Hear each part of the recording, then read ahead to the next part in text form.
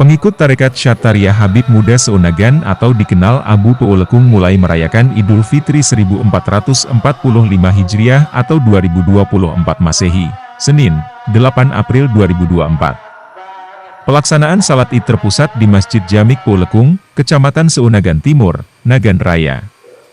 Anggota Dewan Perwakilan Rakyat Aceh DPRA, Teku Raja Keumangan menjadi khatib sholat Id. Teku Raja Keumangan menyebut, keputusan merayakan Idul Fitri lebih awal sesuai dengan perhitungan hisab bilangan ganjil, sehingga disimpulkan Lebaran jatuh pada Senin 8 April. Kendati lebih awal merayakan Idul Fitri, para jemaah diminta tetap menghargai warga lainnya yang masih berpuasa dan menetapkan salat Id berbeda dari pengikut Abu Peulekung.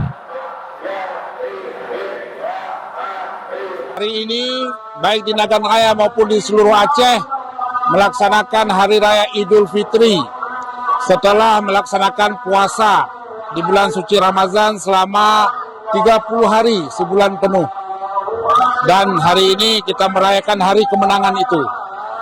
Bisa dijelaskan Pak mekanisme yang diambil oleh Penetapan 1 Ramadan bagi murid pengikut Tarekat Syatariah Abu Habib Muda Seunagan itu menggunakan metode hisab bilangan 5. Dan metode ini memang sudah dilakukan secara turun-temurun.